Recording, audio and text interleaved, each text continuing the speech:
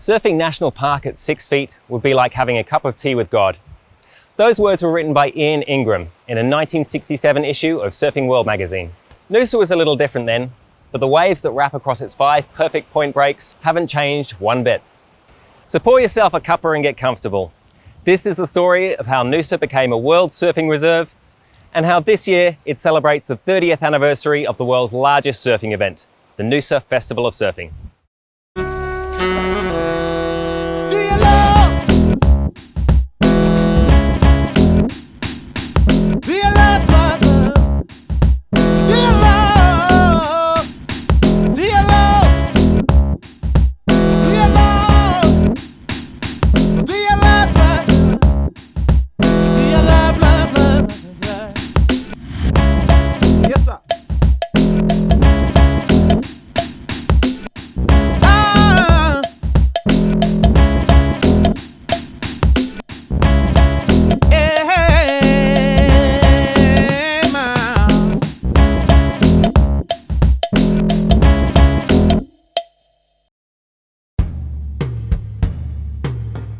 Young Hayden Kenny first rode a surfboard on Noosa's points in 1957. He's thought to be the first. Later, he became Australian's first Ironman champion and one of our leading surfboard builders. Well, I surfed it on my own for pretty much 4 years.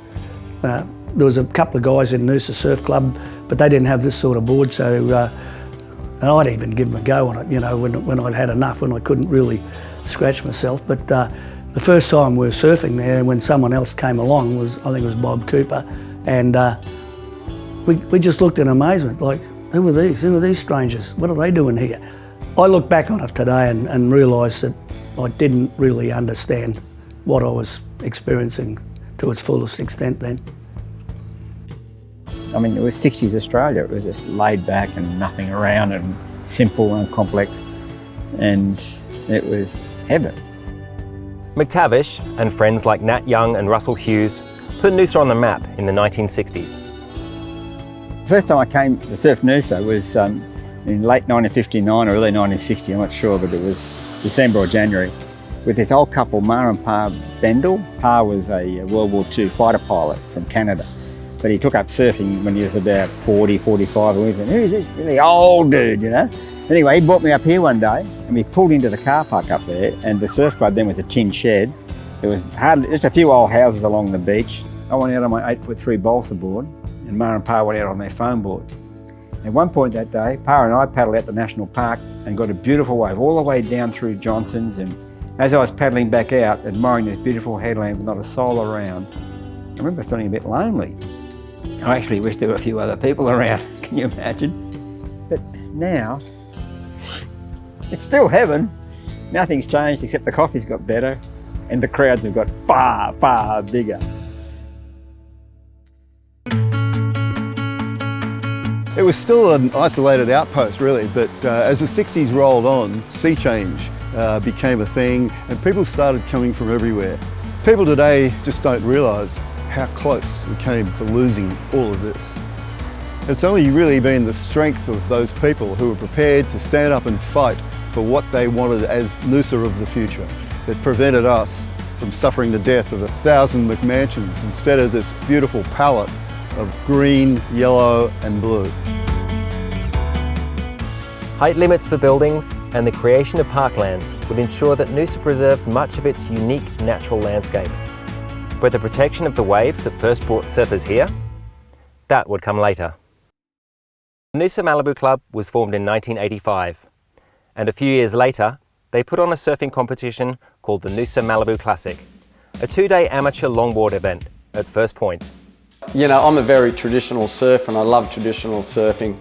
Back then, you had to get pretty vertical, you know, to get points, and I suffered a little bit like that if the waves were pretty chunky. But if the waves are just like Noosa, usually breaks, I done quite well.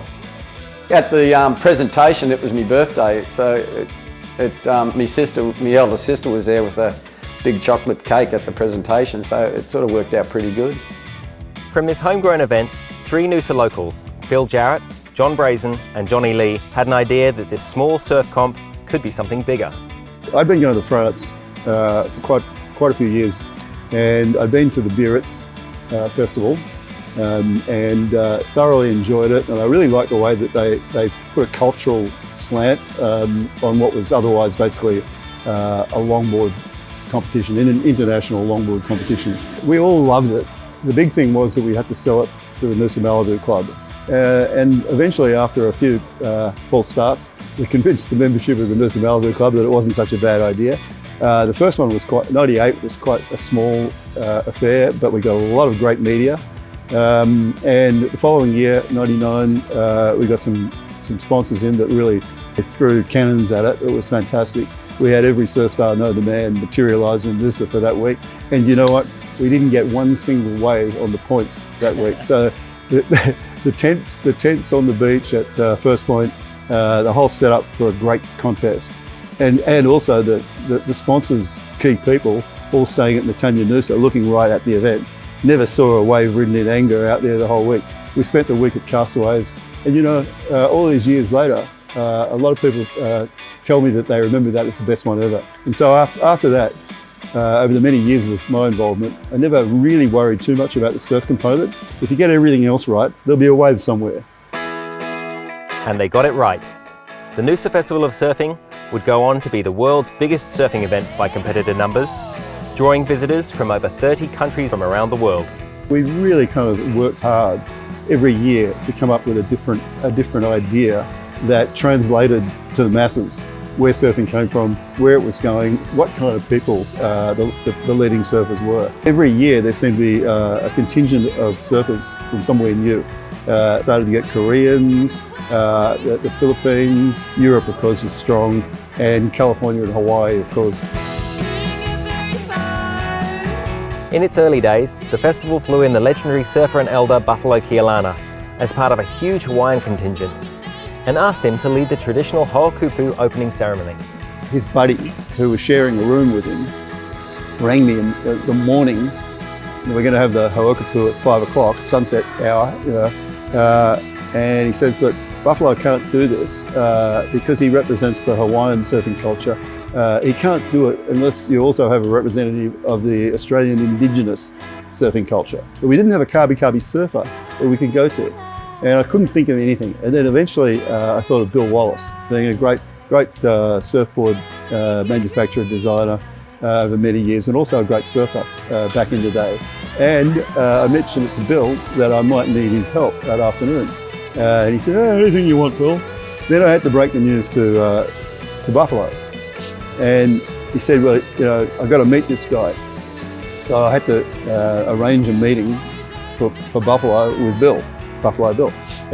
But when Buffalo and Bill got together and had a couple of beers by the pool, they fell in love with each other. It was a bromance from the start. And that evening, it was quite moving actually to see this old man, this great old Hawaiian surfer, and this great old Australian surfboard manufacturer walk down to the beach holding the bowl and perform the ceremony. And since then, we've made sure every year that we do have Indigenous representation, and the festival has been so much better for it.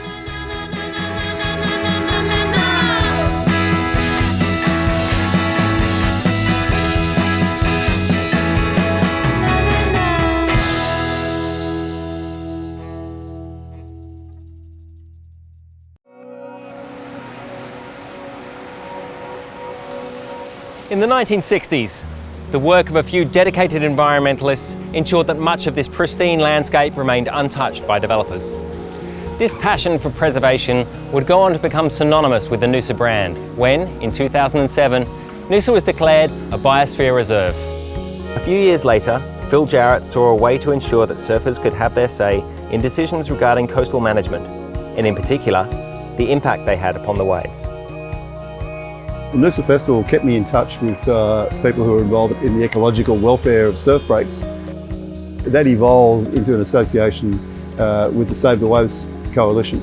When they took over the running of the World Surf Reserves, a family of dedicated reserves, I suddenly realised that, well, we should be one. Phil gathered a stewardship committee of local surfers to campaign for Noosa. The town was awarded the status of National Surfing Reserve in 2015, and after a vote in 2017, Noosa officially became the 10th World Surfing Reserve in 2020. It's not only is it a great honour, but it's kind of a protective layer in that it gives us, the Committee of the World Surfing Reserve, a seat at the table when important issues relating to coastal management, how the beaches are used and what damage might be caused by things like sand pumping or any other environmental concern that might arise. It gives us a seat at the table and we can help direct the future. The northern end at Sunshine is amazing. It's our little summer spot, you know, with the northerlies. It's protected in the northerlies and it's just a good little quality beach break. Sunshine is definitely underrated with swell size, and you know, traveled the world a little bit and I still haven't found a better beach break than that. I mean, that's some of the most perfect waves I've ever seen in my life, and it's just down the road from my house, so those days are really special. A-Bay gets good. A-Bay gets good. It picks up the swell a lot more, so when our beaches are sort of small, everyone sort of heads around there, but still it's a nice 15-20 minute walk through the national park. The walk is amazing in itself. Waves get unreal, picks the swell up a bit more, and yeah, you can surf it in the northerlies and in the southerlies, so that's really good. Granite, it picks up the most swell out of all the points, and you know, when First Point and the Cove and national parks are not even breaking, granite can still be shoulder high. You know, tea tree, for anybody that surfed tea tree on a longboard, shortboard, it's just such a phenomenal shaped wave. On a decent swell, it tubes behind the rock on the outside, so it gives you that sort of intense rust, kind of like a sitting behind the rock at snapper. And then you come around the corner and it just lines up, and it is just not, some days just not a drop of water out of place.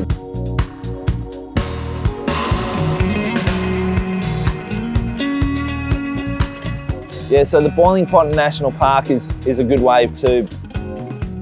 Cyclone time, sort of January, February, March, when we get in those cyclones, the Boiling Pot just turns on.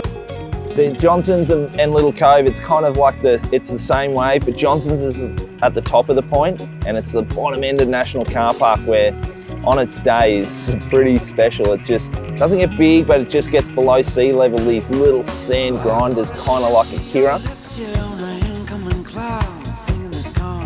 First Point, when it's happening, is just such a wonderful place. There's a lot of camaraderie there. You know, when you get a good one out there, you've got the peanut gallery watching. You know, like, you know, it's something special.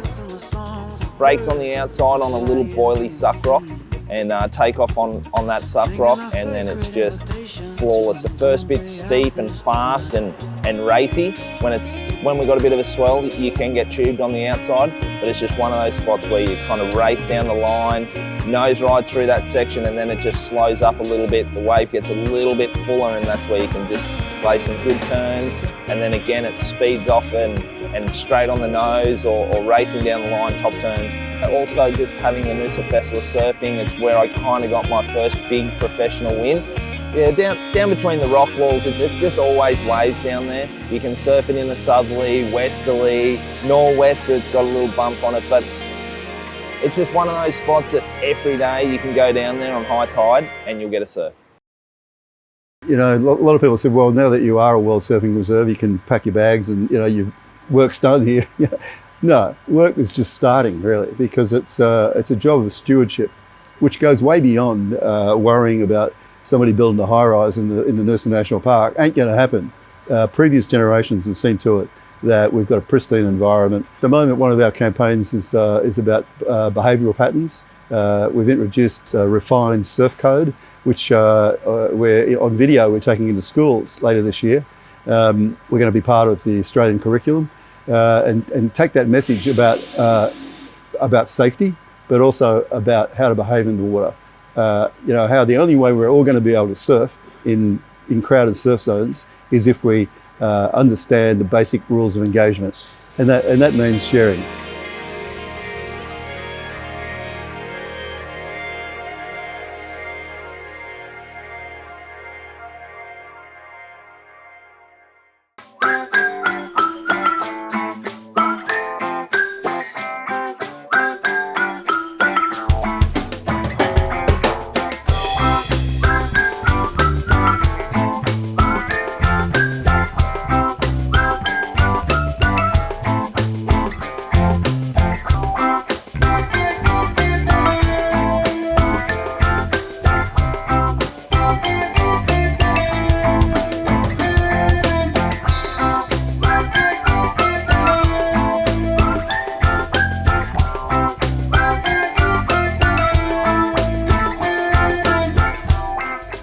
So for the last few years, you've been the spearhead, if you like, of the Locals Day during the festival. How did that come about? Well, just we noticed in the water that there was just a little bit of tension between all the different parties. So, you know, you have your longboard guys, you have your shortboard guys, then you have your clubbies going out in between. We just wanted to bring all those tribes together, you know, because it was good for the whole vibe in the water.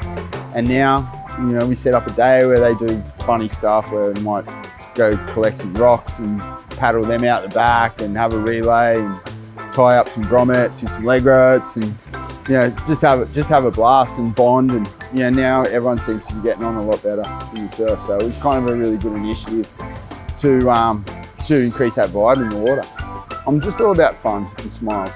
You know, like I've always been like, there's always been the thing like the best surfer in the water is the one having the most fun. And I've always said to the guys, no, that's not true. The best surfer in the water is the one allowing everyone else to have fun as well.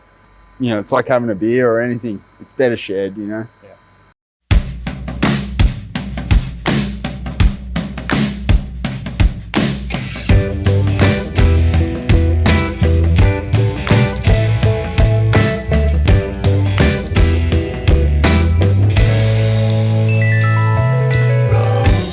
It's really about being a part of it. You know, the winning's great, everyone loves to win, of course, but it's just being a part of it and encouraging other women to do it. And I still love to do that, but now it's encouraging those older girls to keep going. One thing that's been really noticeable in the last few years that you're not a girl surfer anymore or a guy surfer, you're simply a surfer, and the talent levels are really evening out. It's incredible to watch. It is, and I see with the younger men with surfing, there's a much greater respect and equality with the women surfers, because they're growing up in a generation now where they're used to having a lot of women surfing. Whereas the men in my generation were very different. Yeah. I got the sword on my lips and up between my toes. I got the sky above and the earth below, and the waves all chanting and some lipstick flow as I. Let's talk about how incredible the festival has been in the development of surfing, and as a real catalyst and a place for experimentation and to try different things. I mean, the Noosa Festival was the first in so many ways, the first nose riding contest in Australia, and the first, you know, really taking the logger, going back from the kind of antiquated old bell contest to, you know, the logger pro. So they evolve, they keep shucking and jiving as the trends in surfing, especially in longboarding, move on. One year, there's an hour break in the schedule, and they said, well, we need to keep everybody out of the water. Why don't we have Tom bring his wood surfboard mates up, and he can have that hour and put on a Bill Wallace surfing display. So my two mates, Cameron and Steve Halliwell, who bribed the toothpicks with me, who are my best surfing mates, we had first point to an hour by ourselves during the contest. Bill Wallace was watching, champagne on shore, and we were able to surf first point on toothpicks for an hour by ourselves at the Noosa Festival of Surfing. Aloha!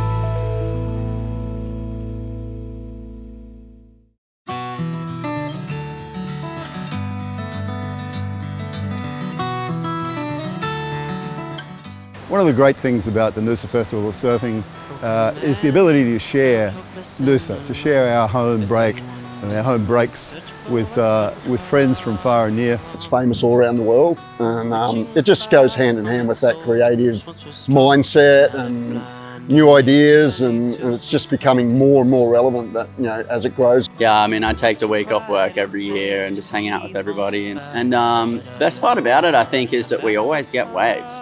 Just fun, you know, you just get to hang out, share waves with a lot of your friends, drink some beers, have a good time, have some laughs. Just sort of seeing the sort of stoke and buzz that's around town when it's on, you know, it's just creates a lot of happy people. I think it'll just continue to go from strength to strength for the next 30 years. You know, like surfing's a huge part of the Noosa culture. So it's a really vital part of it, I feel. A couple of weeks' time up at Noosa, I'm going back there to compete. I'm actually going in the open men's that I won 30 years ago. See how I go. From art and creativity to world-class longboarding, What better way to celebrate the culture of surfing than in a World Surf Reserve and at the largest surfing event on the planet, the Noosa Festival of Surfing.